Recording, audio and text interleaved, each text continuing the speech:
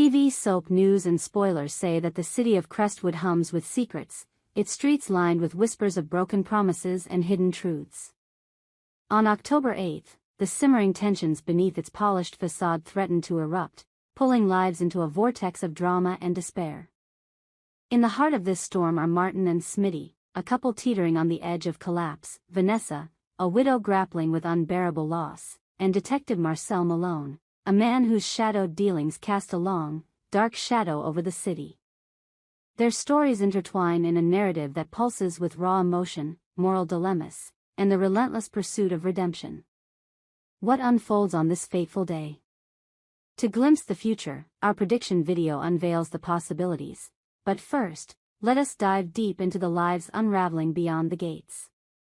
Martin and Smitty, a love on the brink. Martin stands at the edge of his opulent office, the city skyline sprawling before him like a map of his ambitions.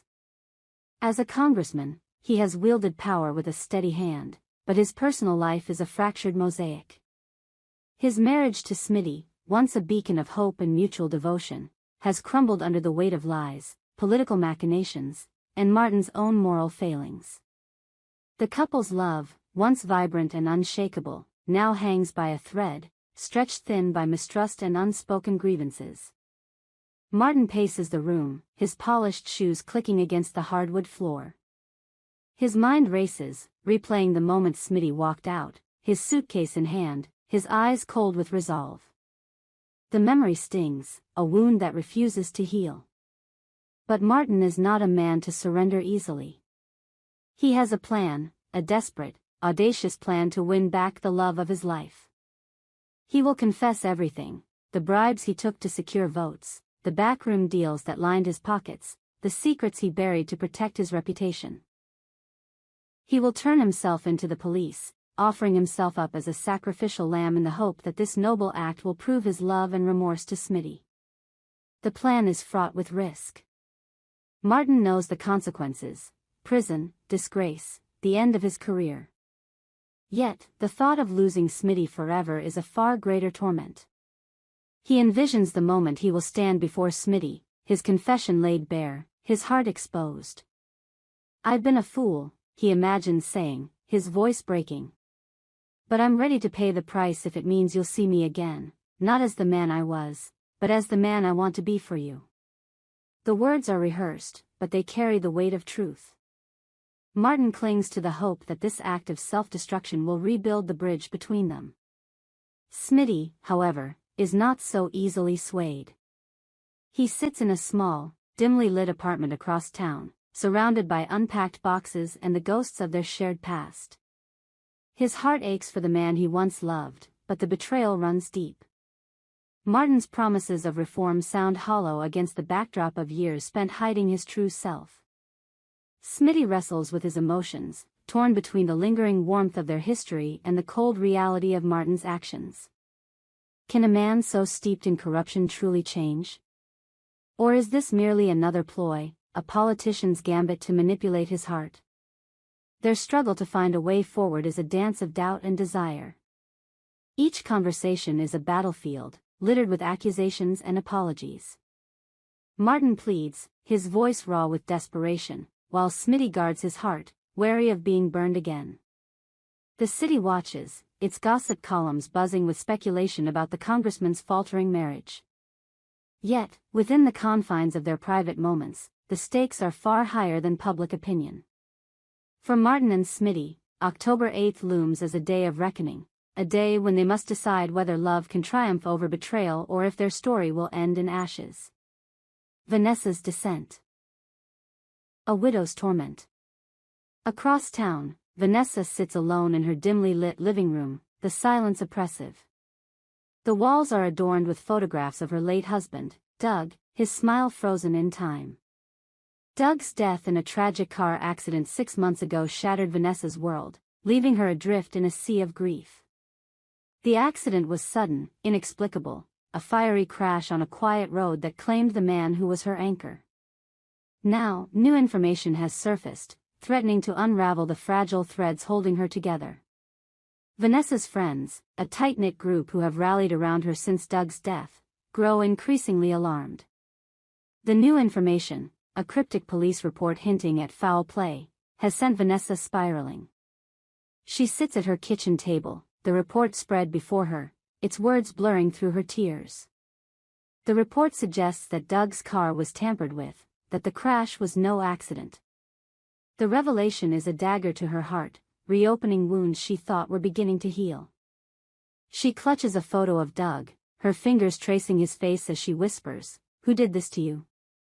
Her skepticism is natural, born of the disbelief that accompanies sudden loss. Vanessa has spent months trying to rebuild her life, clinging to routines to keep the darkness at bay. She attends grief counseling, forces herself to eat, and smiles for her friend's sake. But the new information shatters her fragile composure. She becomes disoriented, her thoughts scattered like leaves in a storm. Each new detail, witness statements, inconsistencies in the police report, triggers panic, her breath coming in short, sharp gasps. Her friends watch helplessly as she retreats further into herself, her once vibrant spirit dimming with each passing day. The emotional fallout is devastating. Vanessa's grief, once a private sorrow, now threatens to consume her entirely. She spends hours staring out the window, lost in memories of Doug's laughter, his gentle touch. Her friends, led by her closest confidant, Lila, stage interventions, urging her to seek help. "You can't do this alone," Lila pleads, her voice thick with worry. But Vanessa's pain is a labyrinth, its walls too high for her to climb. The fear that Doug's death was no accident gnaws at her, fueling nightmares of shadowy figures and screeching tires. Her friends devise a plan to pull her back from the edge. Lila organizes a weekend retreat, hoping the change of scenery will jolt Vanessa out of her despair. They surround her with love, sharing stories of Doug's kindness and humor, trying to remind her of the light that still exists. Yet, Vanessa's heart remains heavy, her mind haunted by questions without answers. As October 8 approaches, her friends brace for the possibility that the new information could push her to a breaking point. Will they reach her in time, or will Vanessa's grief pull her into an abyss from which there is no return? Detective Marcel Malone, a man in the shadows. At the heart of Crestwood's underbelly is Detective Marcel Malone, a man whose badge is tarnished by years of questionable choices. His name is whispered in precincts and back alleys alike, synonymous with corruption and cunning. Malone's shady relationship with Joey Armstrong, a low-level criminal with a knack for trouble, has left a trail of devastation in its wake.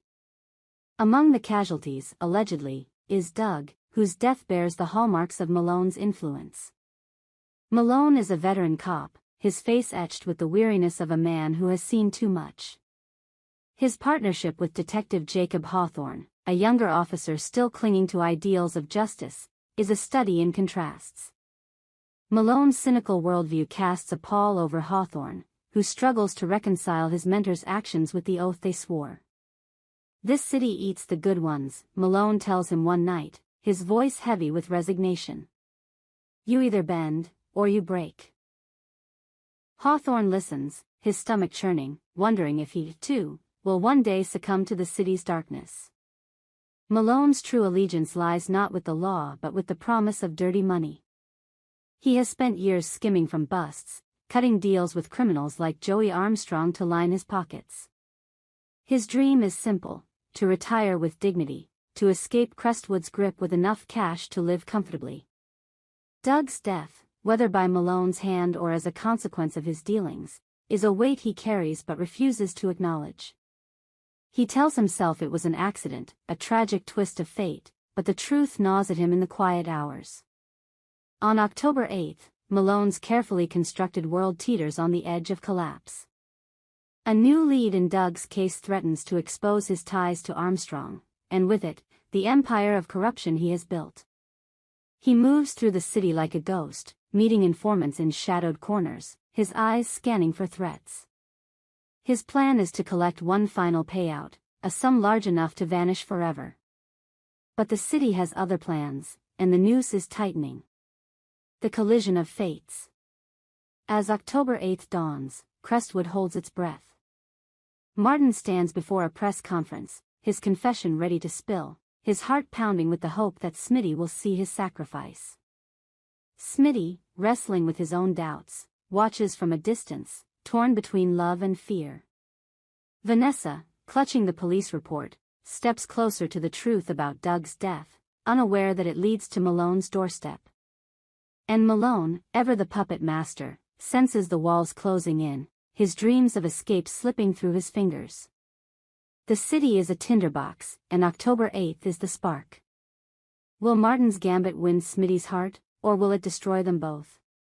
Can Vanessa's friends save her from the abyss, or will the truth about Doug's death break her? And will Malone outrun his past, or will the city finally claim him? The answers lie beyond the gates, in a day that will change Crestwood forever. To uncover the full scope of this dramatic collision, watch our prediction video, where the fates of Martin, Smitty, Vanessa, and Malone are laid bare. Their stories are a testament to the power of love, the weight of grief, and the cost of betrayal, a saga that will leave you breathless.